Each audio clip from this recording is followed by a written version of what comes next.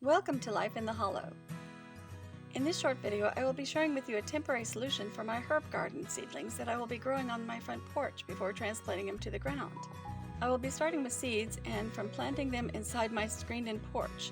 Give them a good head start since our nights are still pretty chilly here. I purchased these colorful little tin planters last year, but had very little success with them to start. One of the major reasons was because this was the only way I could mount them alongside my gazebo porch where the seedlings could get the benefit of the sunshine as well as some fresh air. Unfortunately, several of them were not secure enough to endure along the gazebo's railings without sometimes falling to the porch and dumping the rich soil from the tins as well as damaging the plants. However, I decided to create something that might help better going forward this year, but only as a temporary solution until I can develop something even more sturdy for the little seedlings. I had this wooden pole left around the house. It was about 7 feet in length and some leftover wood that I could use for this temporary solution. I tested one of the tins hanging from the pole and it looked like it would work very well. I then took a short 1x2 and cut two 5-inch pieces off to use. These would be used as braces on either side of the pole from the gazebo railing along the south side of the porch. I made sure they were exact in length to each other by marking the first one cut with the remaining piece of 1x2 left and then cutting along my line. Since I was dealing with such small pieces of wood, instead of using the sawhorses, I simply used one of my monoblock chairs for bracing and steadying. This worked out very well. I used my circular saw to cut the pieces and measure them afterward to ensure they were exact in length to each other.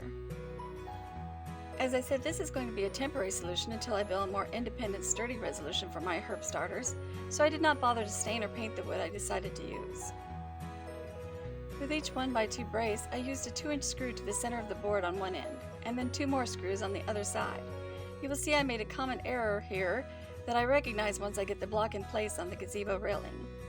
The 2 screws on one side of the brace will be where the pole will be placed to keep it from moving forward or backward, therefore to keep from endangering the seedlings. With the screws in place, I then fasten it to the gazebo's railing along the south side of the porch so that the seedlings can get the most sunlight to grow healthy.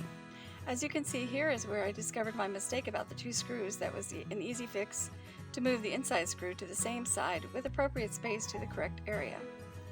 Once again, nothing is for a permanent remedy and therefore might not look as perfect as I will be creating in the end.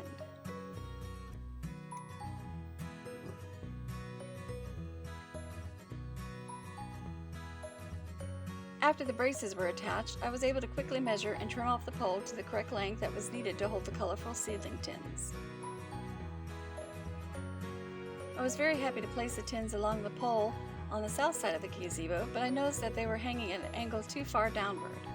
I'd wanted to bring them to hang at an angle, but not this much, so it would quickly wash out during waterings. So once again, I took some leftover wood, 2x4s, and using 3-inch screws this time, placed it on the railing behind the planter tins to angle them better upward.